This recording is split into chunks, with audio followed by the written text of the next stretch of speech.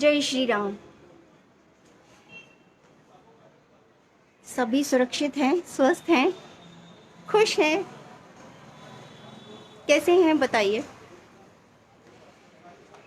राम मंदिर बन रहा है, सभी बहुत खुश होंगे। आजकल के दिन तो ऐसे बीत रहे हैं जैसे दिवाली से पहले की जो खुशी होती है ना, हम दिन गिनते हैं, दिवाली आ रही है, दिवाली आ रही है।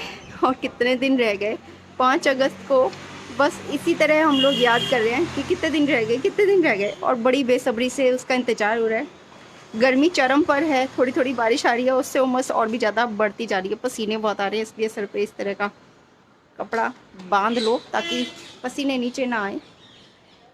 आज का जो टॉपिक है वो ये है कि मृत्यु भोज पर जो विरोध हो रहा है, क्या वो उचित है। बहुत से लोग इस बारे में चर्चा कर रहे हैं, बातें कर रहे हैं, कि कह रहे हैं कि मृत्यु भोज नहीं होना चाहिए। हमारे पूर्वजों ने जो इस तरह की कायदे बनाए, आस्थाएं बनाई, मृत्यु भोज का प्रावधान बनाया, क्या उन्होंने गलत किया? क्या ऐसा नहीं करना चाहिए था? जय श्री राम। पवन पांडे जी, जय श्री राम। कैसे हैं आप? नीरू शर्मा जी, जय श्री राम। बहुत बहुत स्वागत है आप सभी का। जो हमारे पूर्वजों ने इसलिए बनाई ताकि समाज इकट्ठा हो सके, परिवार इकट्ठा हो सके, दुख की घड़ी में भी हम इकट्ठे रह सके। हम आपस में जोड़ने के ये जो तरीके हैं वो बेहद शानदार हैं। और मृत्यु के बाद भी, किसी परिवार में किसी की मृत्यु हो जाती है, उस समय भी हमें अकेलापन महसूस ना हो, उस समय भी हम इकट्ठे रहें, एक साथ रहें, हम जुड़े हुए रहें, अपनी परिपाटी पर चलते रहें। इसीलिए इस तरह की परंपराएं बनाई गई हैं मृत्यु भोज की। अगर कोई मृत्यु भोज का विरोध करता है तो हो सकता है कुछ समय बाद वो विवाह भोज का भी विरोध करने लगे। इस तरह के भोज किसी को भोजन कराने के लिए नहीं, परिवार के साथ शोरगुल मचाने के लिए नहीं होते, बल्कि अपने खुशी और अपने दुख साथ साथ मिल बांट कर मनाने और एकता दिखाने के लिए होती है। यही एकता बहुत काम आती है आगे जाकर, हर मोर्चे पर। जी हाँ, जीवन के हर मोर्चे पर, ना सिर्फ परिवार में बल्कि देश में भी। अगर हम किसी देश में रहते हैं और उस देश की परंपराएं निभाते हैं, देश के ऊपर जब भी कोई मुसीबत आती है तो ये है हमारी एकता, उस समय बहुत काम आती है। एकता में जुटे रहने के और तरीके आप नए नए खोजिए, और नए तरीके बिल्कुल भी मत भूलिए। हमारे पूर्वजों ने, हमारे माता पिता ने, हमारे दादा ने, नाना ने इस तरह की परंपराएं जितनी भी बनाई हैं, बहुत सोच समझ के बनाई हैं। हमें उनकी बुद्धि का लोहा मानना चाहिए, हमें उन पे प्रश्न नहीं उठाना चाहिए। ये एक दिन की परंपराएं नहीं हैं, ये सदियों पुरानी परंपराएं हैं। समाज के लोगों को, परिवार के लोगों को आपस में जोड़ने का अवसर निभाने की सुंदर परंपरा मृत्यु भोज है। परिवार में किसी की मृत्यु के बाद परिवार की शक्ति दिखाती है ये परंपरा।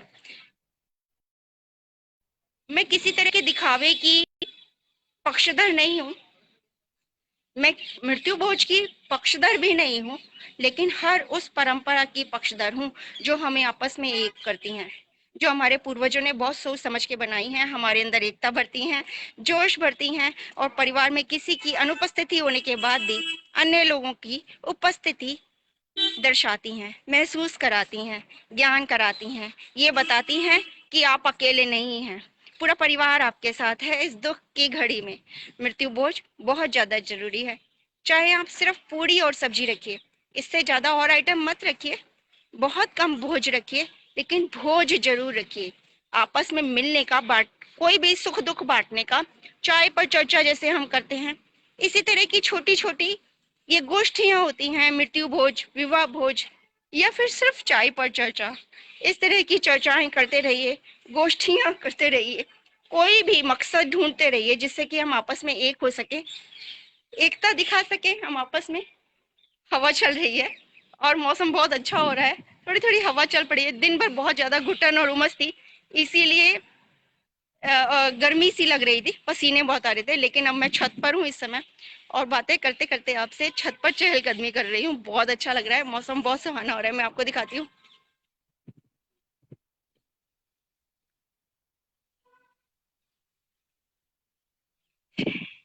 ऐसा हरा भरा मौसम हो रहा है, खिला खिला सा।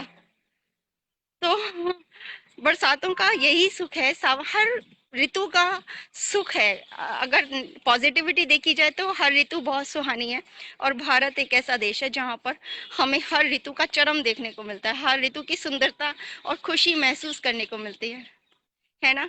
तो हर चीज़ का लुत्फ उठाइए, हर चीज़ को महसूस करके खुश होइए।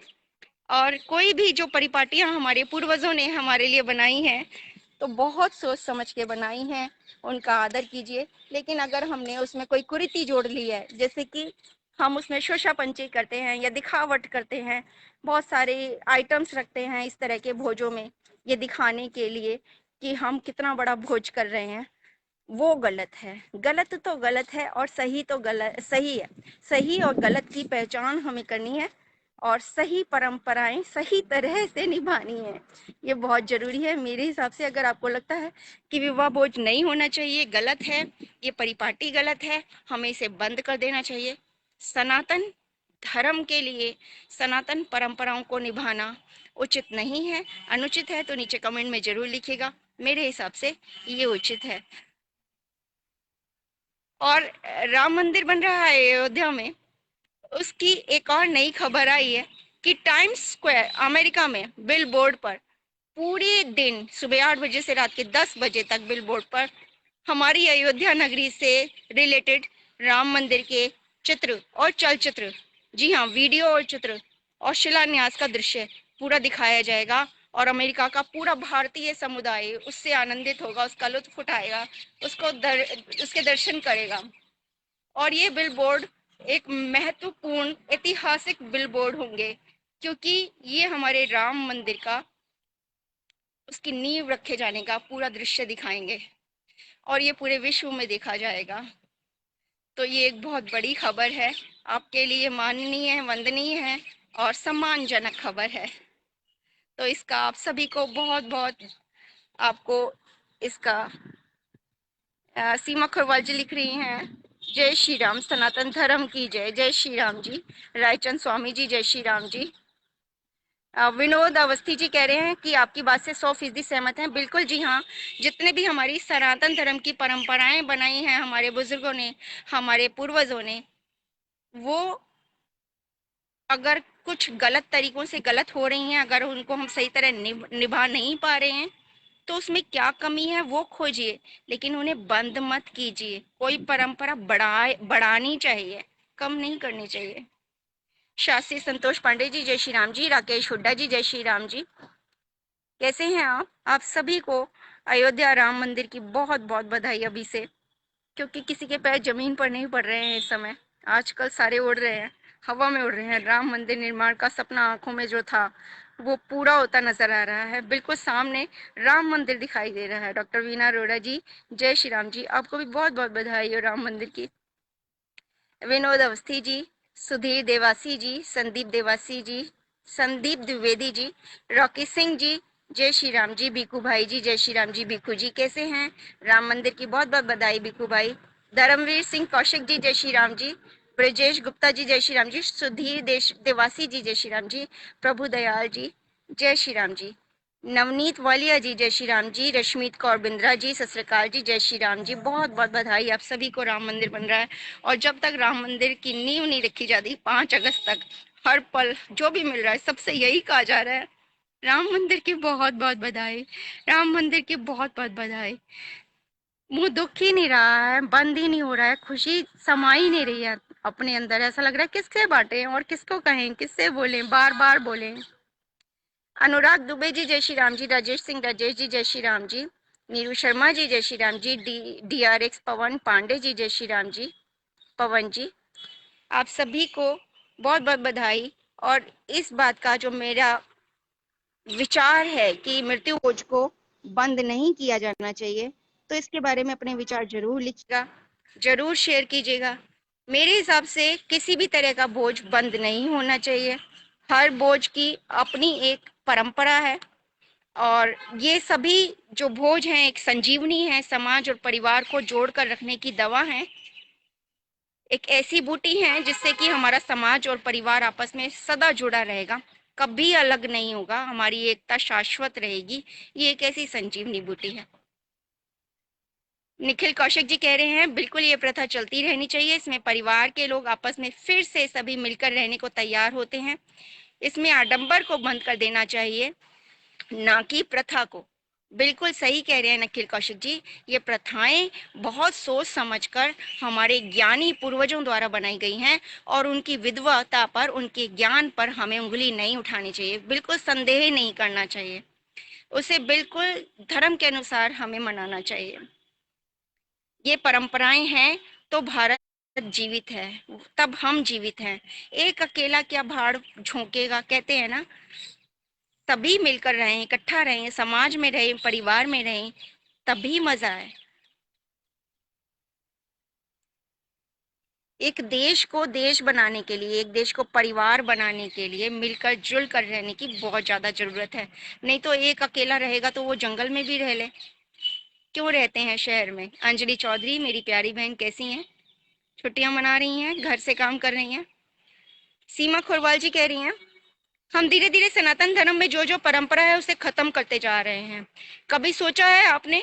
एक तो हम अपने बच्चों को सनातन धर्म के बारे में कुछ भी बता नहीं रहे हैं, और जो बची हैं उसे भी हम खत्म करते जा रहे हैं। बहुत अच्छा लिखा है सीमा जी ने, और पूरा समय लगाकर बहुत कुछ लिखा है इन्होंने।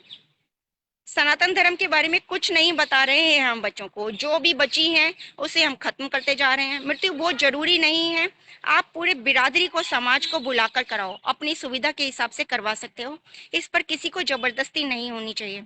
इसमें भी मैं एक रिक्वेस्ट करूंगी, जरूर ज्यादा से ज्यादा लोगों को बुलाइए। और भोज में जरूरी नहीं है आप पूरी सब्जी भी रखें, आप भोज में मिश्री और सौंफ भी रख सकते हैं, या सिर्फ चाय रख सकते हैं। मतलब भोज का सामग्री बहुत कम रखकर बुला बहुत सारे जनों को रख सकते हैं, क्योंकि ये सिर्फ एक जोड़ने का एक रीति है, एक एक मंच है जिससे हम आपस में जुड़ते हैं। जब भी जोड़ने की बारी आती है उसमें कोई घटा जमा नहीं करना, उसमें जमा ही जमा करना है। हेमलता महात्मा जी, जय श्री राम जी। बहुत अच्छा लग रहा है आप लोगों से मिलकर, अपना विचार साझा कर कर। मैंने 2-3 लोगों के कमेंट्स और ब्लॉग्स पढ़े जिसमें उन्होंने मृत्यु भोज को अनुचित ठहराया, और मुझे ये उचित नहीं लगा, क्योंकि ये परिपाटी हमारी और आपकी बनाई हुई नहीं है, ये सदियों से चली आ रही है, सनातनी परंपरा है, धर्म है, कर्तव्य है, और ये जरूर निभाना चाहिए। कभी भी परंपराओं को, परंपराएं और उत्सव बढ़ाने चाहिए, जितना जोड़ो उतना अच्छा।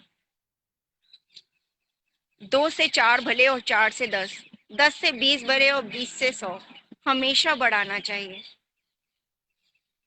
कोई भी उत्सव मनाएं या कोई भी दुख मनाएं, जब तक 4 जने साथ ना हो तो वो ना तो उत्सव उत्सव लगता है, और ना दुख की घड़ी में ऐसा लगता है कि कोई हमारा सहारा है। सभी डिप्रेशन के शिकार हो जाएंगे। जब हम दुख में ही किसी को याद नहीं करेंगे, दुख में ही हमारा कोई साथी नहीं होगा, तो सुख में हम बुलाकर क्या करेंगे? साथी तो वही है ना जो सुख में साथ निभाए और दुख में भी भागा आए। देखिए चिड़ियों की आवाजें आ रही हैं, और जब से कोरोना आया है ना, तब से ये चिड़ियों की आवाजें ज्यादा बढ़ी थी, और अब थोड़ा ट्रैफिक ज्यादा हो गया है इसलिए ये थोड़ी सी कम है, लेकिन अभी भी सुनाई देती हैं। आपको सुनाई दे रही होंगी, ये देखिए, आपको शायद चिड़िया इसमें पेड़ में नजर भी आ रही होंगी। और तरह तरह की चिड़िया हैं, तरह तरह के तोते हैं, कोयल है, मोर हैं। बरसातों में तो सभी पक्षी आते हैं और सुबह शाम ची ची ची करके शोर मचाते हैं। इसीलिए इस समय मैं कहती हूँ जरूर अपने आसपास ग्रीनरी बनाए रखिए, पौधे उगाइए, अपने आसपास पीपल के, नीम के वृक्ष लगाइए। धरती सुंदर लगती है, अपने आसपास का माहौल हरा भरा होना तो अपनी आंखों को ही सुंदर लगता है ना। अपने आप को एनर्जी मिलती है, ऊर्जा मिलती है, और सबसे बड़ी बात हमें ऑक्सीजन मिलती है फ्री में। अभी कोरोना के समय ऑक्सीजन सिलेंडर जिन लोगों को लगे उनसे पूछिए, उनकी जेबें कितने बड़े बड़े छेद हो गए। इतनी महंगी होती है ऑक्सीजन जो ये पेड़ों से हमें निःशुल्क मिलती है। तो जरूर पेड़ पौधे लगाइए, और बरसातों में अपनी धरती को देखें, दूर दूर तक पेड़ ही पेड़। इस तरह अगर आप हर अपने उत्सव पर, जब भी आपके परिवार में कोई जन्म लेता है या किसी का निधन हो जाता है, तो 4-5 पेड़ जरूर लगाइए अपने आसपास। उससे क्या होगा, वो यादें अगर सुखद होंगी तो हमेशा सुरक्षित रहेंगी। और अगर किसी के निधन के बाद आप पेड़ लगाते हैं तो वो पेड़ जब बड़े होंगे तो आपको ऐसा लगेगा उसके नीचे छांव में खड़े होकर जैसे वो लोग हमें आशीर्वाद दे रहे हैं। देखिए कितनी बड़ी चिड़िया उड़ के गई है यहाँ से, आगे से मेरे, कितनी सुंदर। इनको देखकर मन खुल जाता है, खुश हो जाता है ना। कितना आसान, सुखद और सस्ता तरीका है अपने आप को खुश रखने का और स्वस्थ रखने का। सिर्फ हरियाली बढ़ानी है और कुछ नहीं। पेड़ पौधे लगाने हैं, फल फ्रूट खाने हैं और गुठलियों को दबा देना है। कितना आसान है ना। सभी मास्क लगाकर घूम रहे हैं, अभी तो कोरोना की वजह से घूम रहे हैं ये लोग। देखिए मास्क लगा लगा कर सब लोग मास्क लगाकर घूम रहे हैं। पर जब ये कोरोना चला जाएगा, क्या तब भी आप लोग मास्क लगाना चाहेंगे, मास्क लगाकर घूमना चाहेंगे? आपको उचित लगता है? क्योंकि पर्यावरण, अगर हम इसी तरह पर्यावरण का निरादर करते रहेंगे तो हमें ये मास्क हो सकता है जिंदगी भर पहनने पड़े। इसलिए इस मास्क को त्यागना है तो पर्यावरण को सुधारना ही होगा। प्लास्टिक का इस्तेमाल कम करें, पेड़ पौधे ज्यादा लगाएं। प्लास्टिक का इस्तेमाल करते हैं तो रीयूजेबल करें। जैसे प्लास्टिक की बोतल लेते हैं तो उसे बार बार जब तक यूज करें जब तक वो टूट ना जाए, महीनों सालों चलती हैं। इसी तरह प्लास्टिक की थैलियाँ जब तक वो फट ना जाएं उसको रीयूज करते रहें। मैं एक भी प्लास्टिक की थैली कभी भी नहीं फेंकती। 10 यूज करने के बाद जब वो बिल्कुल छिद जाती है तब कहीं जाकर उसको डिस्पोज सही तरह करा जाता है। वो बहुत ज्यादा जरूरी है। और सिर्फ प्लास्टिक की थैलियाँ नहीं, हम बहुत सारा सामान ऐसे खरीदते हैं, खाने के पाउचेज होते हैं जिसमें कि प्लास्टिक की पैकिंग होती है, उनको भी आप डिस्पोज करने में बहुत सावधानी बरतिए। तो बस खुश रहिए, सुरक्षित रहिए और इंतजार करिए 5 अगस्त का। उससे पहले 3 अगस्त की राखी है, तो राखी भी हम पर्यावरण बंधु दिवस के रूप में मना रहे हैं। इसका मतलब ये बिल्कुल नहीं है कि आपको पेड़ पौधों को जाकर राखी बांधनी है या राखी लेकर पेड़ों के पास खड़े होकर फोटो खिंचानी है कि हम पर्यावरण बंधु दिवस मना रहे हैं। नहीं, बिल्कुल ऐसा नहीं करना, बल्कि आपको पौधे रोपने हैं। वो बंधुत्व है, पौधों के साथ राखी बांधकर बंधुत्व नहीं है। वो तो हम सिंबॉलिक कह रहे हैं कि हम पर्यावरण बंधु दिवस मना रहे हैं। लेकिन हम कैसे मना रहे हैं? हम उन्हें जीवन दे रहे हैं, पर्यावरण रूपी पेड़ों को जीवन दे रहे हैं, अपने भाइयों को जीवन दे रहे हैं। तो वृक्ष लगाने हैं, इस तरह बंधु दिवस मनाना है। ठीक है ना। तो ऐसे ही करते रहिए, खुश रहिए, स्वस्थ रहिए, सुरक्षित रहिए, धरती को हरा भरा रखिए और महकाते रखिए। अपने भारतवर्ष को महकाइए, अपने जीवन को महकाइए। जहां जाइए वहां खुशियां बांटिए, अपने आसपास खुशियां बांटिए। हो सके तो छोटी छोटी पौध बनाइए, पेड़ों की, पौधों की, फलों के वृक्षों की, और उन्हें आसपास ऐसे लोगों को दीजिए जिससे कि वो भी अपने घरों में और उसके आसपास हरियाली कर सके। ये आपका एक छोटा सा काम बहुत अच्छा काम करेगा। घर में मैं स्वदेशी राखियां बना रही हूँ, घर में अपने हाथ से, जैसी भी बन रही हैं, सुंदर बन रही हैं, राखियां बना रही हूँ। और कल शाम को या फिर कल सुबह में जाकर मैं वो राखियां लोगों में बांटूंगी और उनसे अनुरोध करूंगी कि हर त्योहार पर स्वदेशी ही अपनाएं। इसी तरह अब अगस्त में 15 अगस्त आ रहा है, बहुत ही शुभ दिन है। उस दिन पर भी आप इस तरह की चीजें लोगों को इनवाइट करिए करने के लिए, जिससे उनमें राष्ट्र प्रेम जागे, इंसानियत जागे, मानवता का धर्म जागे। हम बंधु दिवस मनाते हैं, बंधु दिवस, राखी, तो हर दिन बंधु दिवस होना चाहिए। इसका मतलब है हमारी एकता आपस में बनी रहे, हम सब नागरिक आपस में एकता से रहें, सौहार्द से रहें, अपनत्व से रहें, खुश रहें। ना एक दूसरे की निंदा करें, ना एक दूसरे को अनदेखा करें, एक दूसरे पर अत्याचार करें, अवहेलना करें, बल्कि एक दूसरे से सिर्फ और सिर्फ प्यार करें, जुड़े रहें। उससे ज्यादा भारत को कुछ नहीं चाहिए, सिर्फ हमारी एकता चाहिए, हमारा प्यार चाहिए, हमारा बंधुत्व चाहिए। वासुदेव कुटुंबकम की जो हमारी परंपरा है, जो पूरी वसुधा को, पूरी धरती को एक करने की है, शुरुआत घर से कीजिए, अपने पड़ोस से कीजिए। एकता सबसे बड़ा धर्म, धर्म मानकर चलिए। और इतने सारे त्योहार आ रहे हैं, खुशियां आ रही हैं, राम मंदिर बन रहा है, इन सब खुशियों को सर्वोपरि रखिए। खुशियां मुश्किल से मिलती हैं, संजो कर रखिए। और यही प्रार्थना है ईश्वर से, जो लोग भी ऑनलाइन हैं या फिर जहाँ पर भी ये वीडियो शेयर होगी, उन सब के लिए भगवान से यही प्रार्थना है कि आप लोगों की झोलियां, हे प्रभु, खुशियों से भर दे। इनको इतना महकाए इनके जीवन को कि ये जहाँ जाए वहाँ की धरती, वहाँ की हवा और वहाँ का जल सुगंधित हो जाए, खुशबू फैल जाए, हर जगह खुशियां हो, हर जगह बंधुत्व हो, हर जगह भारतीयता हो, हर जगह खुशियां ही खुशियां हो। आप सबको इस अगस्त के महीने की, सावन के इस महीने की, शुभ महीने की, जहाँ हर दिवस दिवाली है, राम मंदिर की बहुत बहुत बधाई। खुशियां इतनी आए कि आपकी झोली भर जाए। आप हर पल प्रभु राम को याद करें, हर पल ईश्वर को याद करें और कहें, हे प्रभु, हम जानते हैं तू कण कण में है, हम तुझे महसूस कर रहे हैं, और बाकी जहां नहीं दिख रहे प्रभु, हम वहां आपकी वंदना से उस जगह को भर देंगे। वहां इतनी खुशियां फैलाएंगे कि वहां सिर्फ प्रभु ही प्रभु दिखेंगे, हर मनुष्य में प्रभु दिखेंगे, हर कण में प्रभु दिखेंगे, हवा के हर कतरे में हमें प्रभु ही प्रभु दिखेंगे। आस्था है? नहीं हो सकता ऐसा?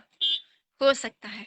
आस्था है तो पत्थर में भी भगवान है, आस्था है तो नदी भी देवी है, आस्था है तो चमड़े की जो काठी होती है ना, उसमें भी ईश्वर होता है,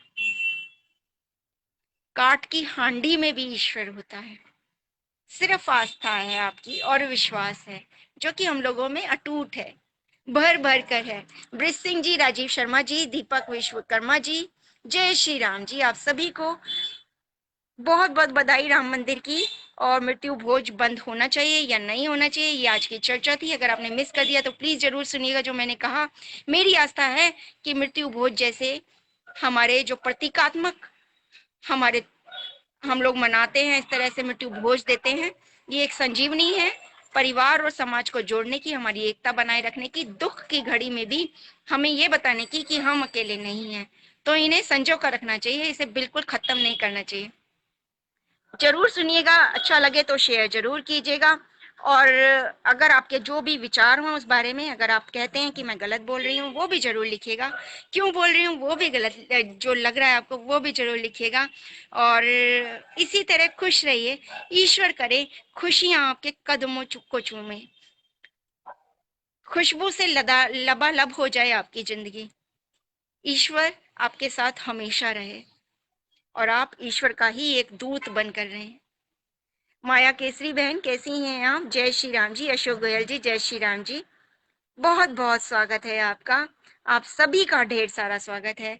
सीमा खोरवाल जी कह रही हैं, अगर खोरवाल सरकार को पुरानी परंपराओं को खत्म करना है तो पहले हलाला को खत्म करें, उससे बहुत महिलाएं बर्बाद हो रही हैं। जी हाँ, बहुत ही खतरनाक परंपरा है हलाला, बहुत ही खतरनाक।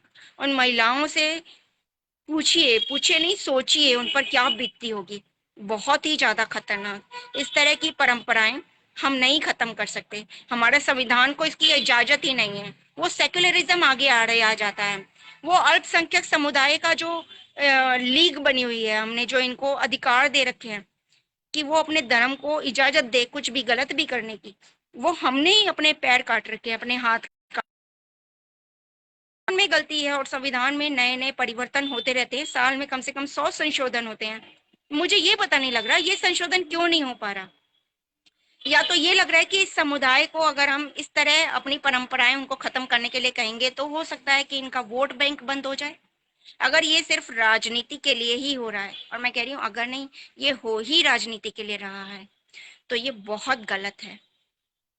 उन बहनों, उन बेटियों के बारे में सोच कर ही आंखों से आंसू निकल आते हैं। बहुत सही कह रही हैं सीमा खोरवाल बहना। अनिल भारद्वाज जी, जय श्री राम जी। श्याम कुमार जी, बहुत बहुत स्वागत है आपका, जय श्री राम। नरेंद्र पंडित कोक जी, गोका जी, जय श्री राम पंडित जी। राज शेरगिल जी, जय श्री राम जी। अजय राव जी, जय श्री राम जी। नरेश कंदू जी, जय श्री राम जी। ठाकुर रघुबीर सिंह जी, जय श्री राम जी। रघुबीर सिंह जी। पवन कुमार जी, जय श्री राम जी। नीरू शर्मा जी, जय जय श्री राम, जय जय राजा राम, जय जय अयोध्या नगरी। हरीश गोयल जी, जय श्री राम जी। शंकर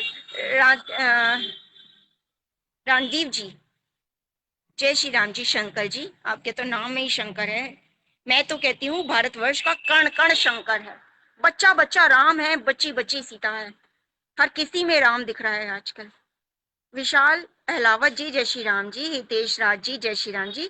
सरोज शर्मा जी, स्वागत है आपका, बहुत बहुत स्वागत। जय श्री राम जी। ब्रजेश गुप्ता जी, बहुत बहुत स्वागत। जय श्री राम जी।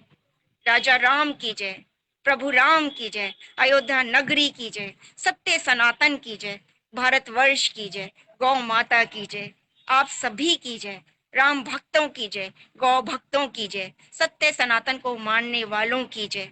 भारतवर्ष अखंड है, अखंड ही रहे। भारत जिंदा है, जिंदा ही रहेगा।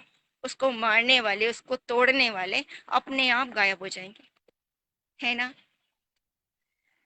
तो बस इस मौसम का आप भी आनंद लीजिए, छतों पर आइए, नीचे से निकलिए और इस सुंदर मौसम के दर्शन कीजिए। थोड़ी देर में अंधेरा हो जाएगा और आप मिस करेंगे इस सुंदरता को, इस कुदरती हवा को। मैं मानती हूँ आपको एसी जितना आराम नहीं मिलेगा, इतनी ठंडक नहीं मिलेगी, लेकिन फिर भी ये नैसर्गिक सुख है जो हर एक किसी को लेना चाहिए। सच में बहुत अच्छी हवा चल पड़ी है, अब तो और भी ज्यादा अच्छी। देखिए गौ माता फिर से आ गई हैं और लोग इनको खुला छोड़ देते हैं और ये कचरा खाती हैं।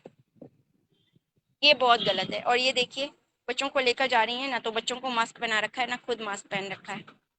ये बहुत गलत है, ये बहुत गलत है। कोरोना बहुत फैल रहा है। आप बिल्कुल अपना ध्यान रखिए, अपने बच्चों का ध्यान रखिए, माता पिता का ध्यान रखिए। मैं किसी को जानती हूँ, पहले उन्हें कोरोना हुआ था, 3 4 5 दिन में अपने आप ही उनको आराम आ गया। लेकिन फिर उसके बाद उनके पिताजी को हुआ, उनको भी कुछ दिन में आराम आ गया। लेकिन अब उनकी माता जी को हुआ है और 2 तारीख से, यानी कि 2 जुलाई से वो एम्स में भर्ती हैं और अभी तक वो एम्स में ही हैं। उनको वेंटिलेटर पर डाला हुआ है। अब थोड़ा आराम आना 3 4 दिन से पहले से बेटर है, लेकिन 1 महीने से थोड़े 3 4 दिन ही, 2 दिन ही कम हुए। 2 जुलाई को उनका एडमिशन हुआ था और एम्स में उनकी कुछ जान पहचान थी, इसलिए उनको ले भी लिया, अदरवाइज तो हॉस्पिटल्स में भी नहीं ले रहे हैं। बहुत बुरा हाल हो रहा है। तो अपना ध्यान रखिए। ये कोरोना ऐसी बीमारी है, अगर किसी को बीपी शुगर ऐसी बीमारियां होती हैं, किडनी की बीमारियां होती हैं, उनके लिए खतरनाक है, घातक है। तो अगर आपको वायरस पकड़ लेते हैं और आपके घर में कोई बुजुर्ग हैं या किसी को ऐसी बीमारियां हैं, तो उनको खतरा हो सकता है, आपको चाहे ना हो। इसलिए अपने आप को सुरक्षित रखिए, अपने लिए नहीं, अपने परिवार के लिए। जिस सोसाइटी में आप जाते हैं, जिस समाज में और लोगों से मिलते हैं, वहां पर खतरा हो सकता है आपकी इम्यूनिटी इतनी अच्छी हो, आपको कोई बीमारी ना हो, तो आपको कोरोना से कोई खतरा ना हो, लेकिन आपकी वजह से कोई और खतरे में आ जाए, ऐसा नहीं होना चाहिए। अब उनका बेटा जार जार रो रहा है, तेज तेज रो रहा है कि मेरी वजह से मेरी माँ को ऐसा हुआ। तो रिग्रेशन उसकी जिंदगी में हमेशा रहेगी। और अगर उसकी माँ ना रहे, जैसे 1 महीना हो गया, उनकी हालत इतनी खराब है, अगर उसकी माँ को कुछ हो गया तो वो लड़का जिंदगी भर अपने आप को माफ नहीं कर पाएगा। तो ये बहुत ज्यादा जरूरी है, अपने आप को सुरक्षित रखें अपनों के लिए। दीपेंद्र सैनी जी, जय श्री राम जी। हरिंदर चौहान जी, जय श्री राम जी। शैलेंद्र जैन जी, जय जिनेन्द्र जी, जय श्री राम जी। प्रेम शंकर जी, जय श्री राम जी। ब्रजेश गुप्ता जी, जय श्री राम जी। सरोज शर्मा जी, हितेश राज जी, विशाल अहलावत जी, शंकर अंदीव जी, जय श्री राम जी। हरीश गोयल जी, जय श्री राम जी। नीरू शर्मा जी, जय जय श्री राम। आप सभी को फिर से फिर से राम मंदिर की बहुत बहुत बधाई, अयोध्या नगरी की बहुत बहुत बधाई। मुझे तो ऐसा लग रहा है जैसे कि ना दिल्ली भी अयोध्या नगरी बन चुकी है। और जो लोग वहां पर मिट्टी ला रहे हैं दूसरी दूसरी जगहों से, कोई जल ला रहा है, कोई मिट्टी ला रहा है, कोई ये ला रहे हैं, अरे अयोध्या नगरी में तो सभी ने जा जाकर शीश नवाया है। कोई भारतवर्ष का कोई व्यक्ति ऐसा नहीं होगा जो अयोध्या के दर्शन करके ना आया हो। चाहे वहां पर राम मंदिर बना था या राम जी कुटिया में निवास कर रहे थे, तब भी सबने वहां पर शीश नवाया है। तो सबके पैरों से लगकर, सबके हाथों से लगकर, सबके सिरों में फंसकर धूल के कण सब जगह से वहां तक पहुंचे हैं। और अयोध्या तो ऐसी नगरी है, वहां पर तो पूरा भारतवर्ष खुद ही समाया हुआ है। वहां पर कुछ ले जाने की जरूरत है क्या? नहीं है ना। पूरी अयोध्या नगरी ही राम का वास है, पूरी अयोध्या नगरी ही पूजनीय है, वंदनीय है। उसकी मिट्टी सर पर हमेशा लगाने के लायक है। वहां पर किसी चीज को, कहीं और की मिट्टी को, किसी और जल को क्यों मिलाया जाए? वो पवित्र ही इसलिए हुई है क्योंकि उसमें सब कुछ समाया हुआ है। है ना, बहुत से भक्तों का लहू भी तो समाया हुआ है वहां पर। मुकेश द्योदर जी जय श्री राम जी, दीपक धवन जी जय श्री राम जी, विक्रम राघव जी जय श्री राम जी, सुरेंद्र गर्ग जी जय श्री राम जी। आप सब थोड़ा सा लेट हो गए, कोई बात नहीं, लेकिन अब आए हैं तो आपका बहुत बहुत ढेर सारा स्वागत है। प्रेम शंकर जी आपका भी। और ये वीडियो शुरू से जरूर देखिएगा, हो सके तो शेयर कीजिएगा, ताकि लोगों को भी ये पता लगे कि हम सनातन धर्म और सनातन संस्कृति के किसी भी रीति रिवाज को हमेशा अपनाएंगे, अपनी जिंदगी में कभी भी उनको अनदेखा नहीं करेंगे। और लोगों से भी यही प्रार्थना करेंगे कि उन धर्म को, उन रिवाजों को, उन परंपराओं को ना भूलें, उनका सम्मान करें और तरीके से उनको फॉलो करें। बहुत ज्यादा जरूरी है। किसी भी देश को उसका धर्म और संस्कृति ही जिंदा रखती है। और आपका भारतवर्ष, आपका अपना देश तभी जिंदा रहेगा जब यहाँ की परंपरा और संस्कृति जिंदा रहेगी अपने स्वच्छ और शुद्ध रूप में। गुलशन ग्रोवर जी जय श्री राम जी। कल फिर मिलेंगे। जय श्री राम, वंदे मातरम, भारत माता की जय।